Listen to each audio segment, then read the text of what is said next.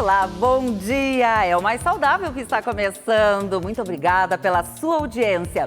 E eu quero saber uma coisa, quem gosta do frio, desse frio bem frio aqui no estúdio? Quem é que gosta? A Mirka, mais alguém gosta do frio? A Maria.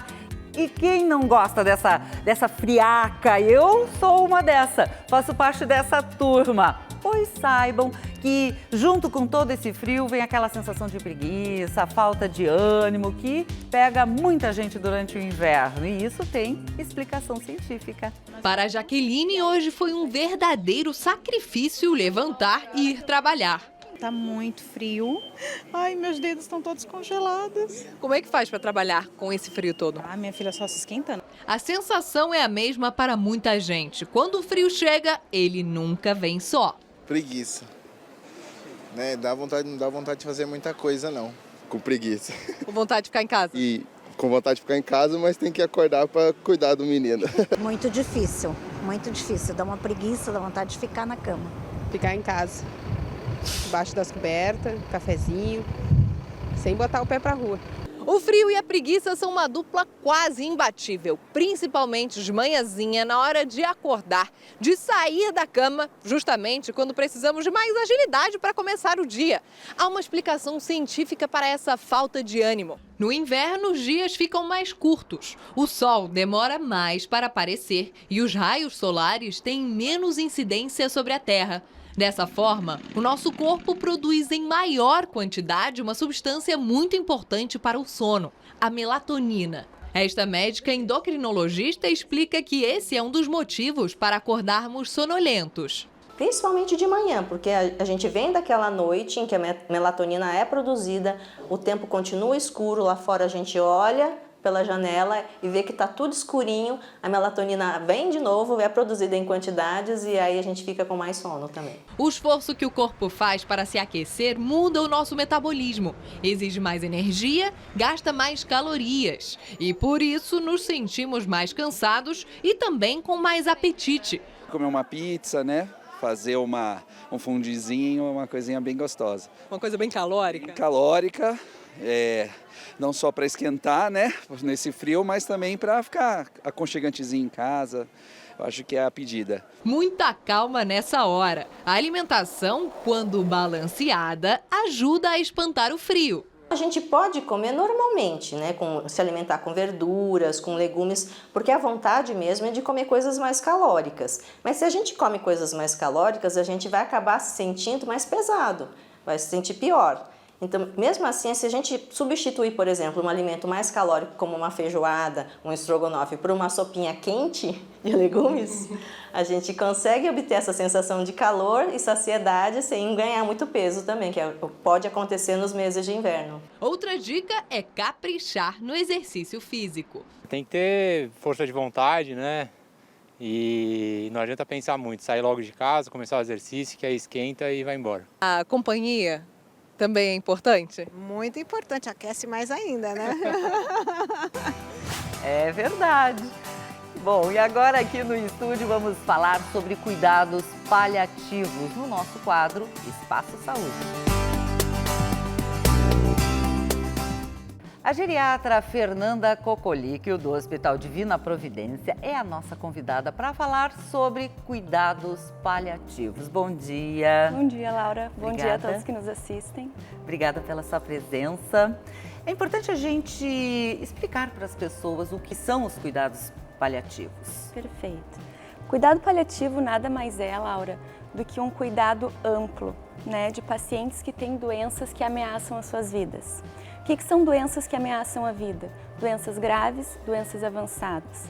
Por exemplo, doenças oncológicas, câncer, doença cardíaca, pulmonar e doenças neurodegenerativas, principalmente demências, né?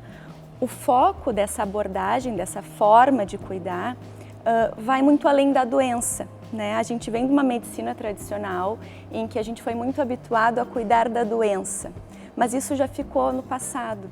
Hoje em dia as pessoas elas estão vivendo mais, a gente tem uma expectativa de vida muito longa, então o perfil dos pacientes mudou completamente. A gente precisa ter um olhar mais amplo e o cuidado paliativo faz isso. um cuidado que se atenta àquele ser humano, que tem uma história, que tem uma família por trás e que ao longo deste adoecimento, dessas várias fases da doença, vão surgir múltiplos sintomas, múltiplos sofrimentos. E os cuidados paliativos podem começar a partir do diagnóstico? Esse é o ideal, esse é o momento ideal. E a gente já tem até vários estudos demonstrando, inclusive, que quanto mais precoce se inicia essa abordagem de cuidado, melhor. Melhor no sentido de nós ampliarmos a qualidade de vida, mas também tem um estudo recente que mostrou que esses pacientes vivem mais. Então, no momento que a gente tem um diagnóstico de uma doença que nós sabemos que, apesar dos múltiplos tratamentos, ela pode avançar, o ideal é já iniciar em conjunto com tratamentos curativos, por exemplo, quimioterapia, radioterapia, mas tem um profissional, uma equipe, né, que cuida de uma outra parte, que cuida dos sintomas e desses sofrimentos que podem vir ao longo dessa doença. Bom, alguns hospitais já oferecem, algumas clínicas, as pessoas podem buscar isso de alguma forma. Tu trabalhas exatamente, coordena um núcleo dentro do Hospital Divina Providência. E como é que funciona? Quantos profissionais estão envolvidos nesse trabalho? Eu trabalho com uma equipe muito boa, assim, não existe como eu fazer cuidado paliativo sozinha, como médica, eu preciso ter uma equipe interdisciplinar. Então hoje no Hospital Divina Providência nós temos uma equipe que foi capacitada para essa abordagem, no qual a gente trabalha com enfermagem, psicóloga, assistente social, né? Tem toda uma visão mais ampla que vai além do cuidado médico. Cuidado paliativo tem um objetivo, proporcionar qualidade de vida. Então, que essas pessoas que têm doenças que ameaçam as suas vidas, elas possam realmente viver bem ao longo desse período de doença, né?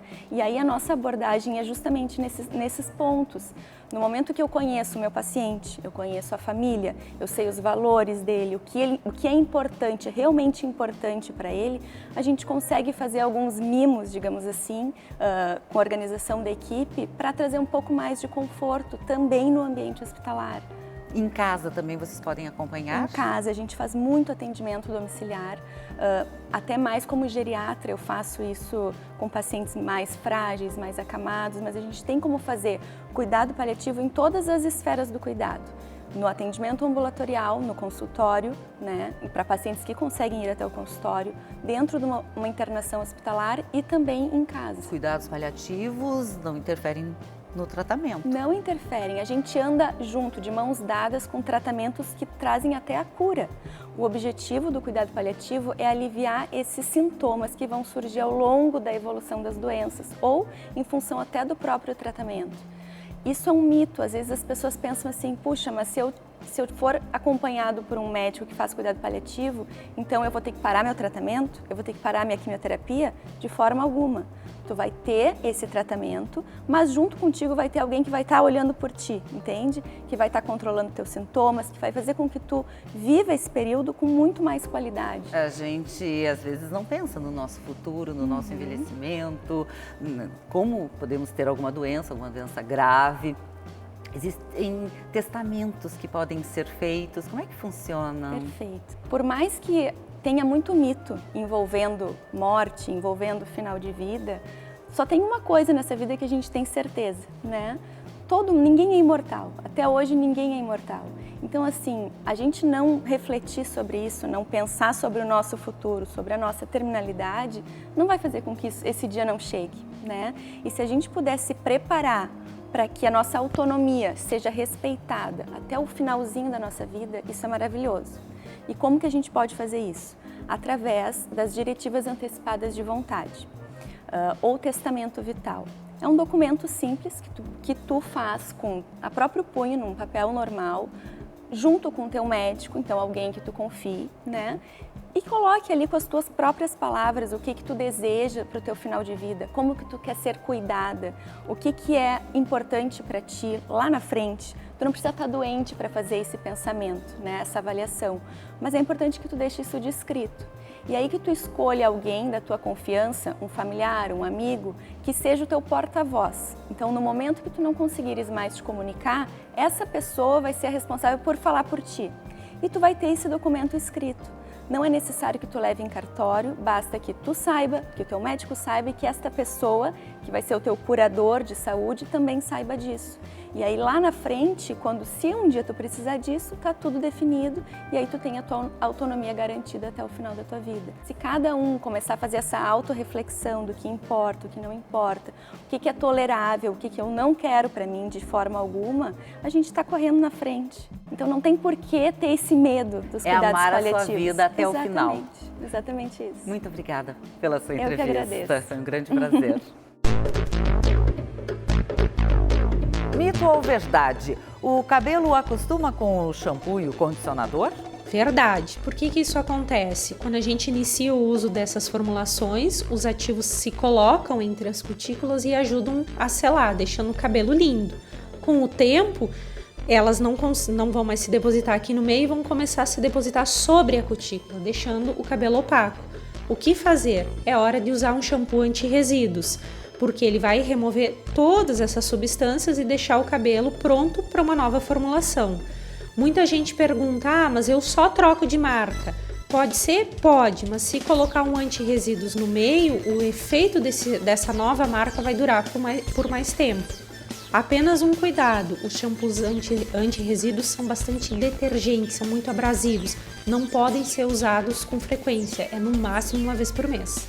Agora vem um rápido intervalo e na volta vamos falar sobre uma doença que afeta cerca de 2,5 milhões de pessoas no mundo. E se você tem alguma sugestão para o programa, envia para o e-mail maissaudável@band.com.br. Já voltamos, não saia daí.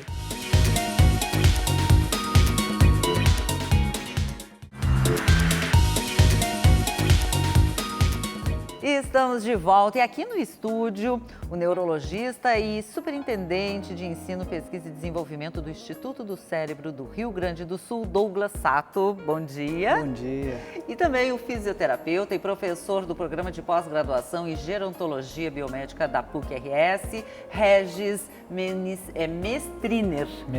Mestriner. Bom dia, obrigada pela presença de vocês. Bom dia, a gente que agradece. Vamos falar sobre esclerose múltipla.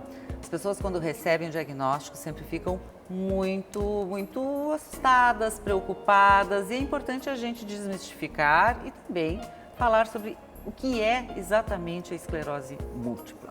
Perfeito. É uma doença, então, que primeiro acomete jovens, diferente do pensamento geral, que a esclerose é uma doença de idosos, nada disso. Então, é uma doença que acomete jovens, se inicia geralmente de 20 a 30 anos de idade. Okay? Tem casos pediátricos também, que começam então na criança. E, na verdade, o que é importante é que é uma doença que o próprio sistema imunológico causa inflamação no cérebro. Então, aquilo que era para nos defender, nos ataca. Perfeito. Então, é basicamente a coisa de não reconhecer o meu e o que é estranho. Que o estranho, o sistema imunológico, ele tem que nos defender. Então, bactérias, vírus e assim por diante. Então, o próprio sistema imune acaba atacando e provocando essas inflamações localizadas no cérebro e na medula espinhal. E os sintomas, porque se confundem muitas vezes com outros e o diagnóstico acaba sendo mais tardio. Muitas vezes não acontece isso. Quais são esses sintomas? O que é mais comum ele pode ter qualquer sintoma dependendo da região do cérebro que está afetada. Então ele pode atingir qualquer parte do cérebro. Pode. O que é mais comum são alterações, por exemplo, visuais, o que a gente chama de neuritíotica, então uma perda de visão em um dos olhos, com dor, né, por conta da inflamação do nervo do olho. Alterações, por exemplo, de ver duplo, então V2, uma questão de controle, então justamente dos olhos. Equilíbrio, alterações motoras, então uma dificuldade, às vezes, uma perda de força num braço ou numa metade do corpo, ou alterações também de sensibilidade, formigamentos, são as coisas mais comuns que acontecem aí nos primeiros sintomas da esclerose múltipla. E aí as pessoas sentem, por exemplo, na visão, vai lá ou procura o oftalmo, sente alguma coisa e acaba, às vezes, não recebendo o diagnóstico correto. Isso é comum? Isso é muito comum. E aí o que fazer para que isso não aconteça, que a gente possa talvez ter um geriatra tão cedo ou um clínico geral no primeiro momento? Eu acho que a primeira coisa é uma idade que não se espera que tenha sintomas neurológicos desse tipo. Então, percebendo que aparece uma alteração desse tipo durando pelo menos mais de um dia e que não está passando, digamos assim, deve ser procurado sim um médico, se possível um médico neurologista para ser avaliado. A grande maioria dos pacientes, eles têm o que a gente chama de esclerose múltipla, forma surto-remissão, né? Então a doença vem em ondas, como fossem inflamações que são mais agudas e períodos que são mais quiescentes, mais quietinha, né? Então é importante que a pessoa entenda que identificação de surtos é importante, que consiga fazer o tratamento adequado para essas fases agudas e principalmente tenha também a escolha de medicamentos que evitem a presença desses surtos e o risco então de incapacidade. E a fisioterapia, como entra então nesse processo? É importante dizer que a fisioterapia ela faz parte do processo de reabilitação, ela não é a reabilitação, né? Então essa é uma coisa importante que às vezes, né, gera uma confusão de terminologia. A reabilitação ela envolve desde o médico neurologista, todos os profissionais, né, de saúde que forem necessários para lidar justamente com as consequências, né, da manifestação da doença. A fisioterapia em si, ela busca promover saúde funcional, né? Então, como o Dr. Douglas estava comentando, muitas vezes essa doença, ela pode começar a provocar alguma incapacidade ou alguma dificuldade dessa pessoa manter o trabalho, manter suas rotinas, né, por algum sintoma motor, por exemplo, né? E aí, hoje em dia, existem uma série, né, de intervenções que a gente pode utilizar para tentar melhorar, né, e diminuir essas restrições de participação que a gente chama. Por exemplo, a pessoa pode ter um déficit de equilíbrio e ela, por exemplo, depende de um transporte público, ela precisa pegar um ônibus, então ela fica mais suscetível à queda muitas vezes e isso acaba, esse medo muitas vezes, né, de confrontar o ambiente por essa instabilidade postural muitas vezes, ou problemas de marcha que podem acontecer, isso faz com que essa pessoa abandone o trabalho ou que ela tenha que buscar muitas vezes uma rede de suporte, né? Buscar seus familiares, buscar um vizinho, um amigo, que nem sempre está tão disponível quanto ela gostaria. Então ela começa, podemos dizer assim, é como se abrisse mão assim, muito das suas coisas, daquilo que é mais valioso para ela. Então muitas vezes a reabilitação ela vai atuar nesse cenário, avaliando a estrutura e função do corpo, que a gente chama, né? Ou seja, se tem força muscular, se tem fadiga, se tem algum problema em relação ao tônus muscular, que a gente chama, que é o grau de contração da musculatura, né? E que vai perdendo? Que pode se alterar. Pode se alterar, né? Isso. Existe um quadro que se chama espasticidade, como o Dr. Douglas comentou, dependendo da área do cérebro, eventualmente, que é lesada, né? A gente tem um fenômeno, né, neurológico que é uma hiperatividade dessa musculatura que não acontece em todos os pacientes, né? Mas naqueles que acontecem, isso pode ser um fator limitante e a gente vai ter que tentar manejar nessa combinação, né, de intervenções. Então, não só a reabilitação não farmacológica, mas junto com o médico, com as intervenções farmacológicas, farmacológicas, né? Então é a sinergia que a gente diz, a união, né, de todas essas áreas trabalhando juntas, né, que é o que proporciona o melhor resultado, né? Então, isso é importante, né? Precisa de um grupo multidisciplinar. Exato, então acho que um dos grandes segredos é ver o paciente como um todo, não mais como uma questão de um exame que está, né, tá me revelando alguma coisa diferente só, mas sim como o paciente está, tanto fisicamente, psicologicamente e também, claro, em relação à doença e outras coisas que vão se acumulando, digamos assim. Por exemplo, que pode... A gente vê muito, por exemplo, pacientes com quadros psicológicos, com dificuldade também, que começam a ter algumas dificuldades motoras e elas deixam, por exemplo, de sair de casa, né? Ou que tem um quadro, por exemplo, de incontinência urinária, então tem vergonha, né? Então é difícil, né? Se expõe e tal, então ela tem essa dificuldade. Então, conseguir fazer a abordagem de todos esses itens e tudo mais, para o médico é impossível. Então, a gente realmente precisa de profissionais, tanto da fisioterapia, psicologia e enfermagem e outros, para poder fazer realmente essa avaliação global do paciente. O que nós temos hoje de novo? Quais são as perspectivas para quem tem essa doença? Perfeito. Então, se nós olharmos o horizonte de como era há 5 anos atrás e hoje, como nós estamos no tratamento de esclerose múltipla, a quantidade de medicamentos praticamente dobrou. Então, não só isso, as primeiras medicações elas eram injetáveis, onde o próprio paciente injetava como fosse uma insulina. com muitos efeitos colaterais e assim por diante. Agora nós temos já opções orais, então comprimidos que ajudam a controlar a doença e também outros medicamentos que a gente chama de anticorpos monoclonais, que são como fossem anticorpos que são produzidos em laboratório e que têm alvos extremamente específicos dentro do sistema imunológico e que controlam com grande potência qualquer inflamação. Em relação ao tratamento fisioterapêutico dentro desse cenário de reabilitação, a gente não tem assim um pacote de intervenções padrão, né?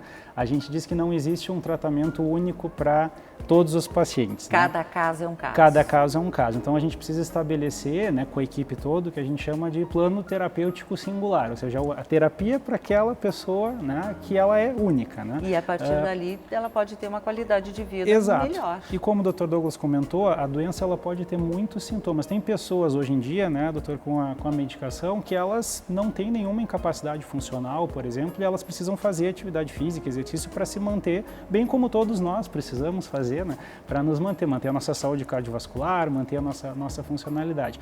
No momento que, eventualmente, né, não se consegue progredir tanto, né, o surgimento das lesões, e aí a gente tem essas incapacidades, cada pessoa tem que ser avaliada no escopo, né, ou seja, na sua disfunção, na sua dificuldade, para daí a gente ver que intervenções são mais específicas. E a vitamina D, tão falada e tão discutida e tão debatida? Acho que é importante, assim, em relação à vitamina D, não tem uma indicação formal, não tem um estudo muito claro, existe muito mito, acho que isso é a grande importância, mas não existe um estudo formal que se prove que uma vitamina D sozinha, ela seja suficiente para tratar a doença. O que é recomendado atualmente, nós verificamos sim os níveis de vitamina D dos pacientes e nós fazemos uma reposição. Então deixamos o nível de vitamina D dentro de um nível normal.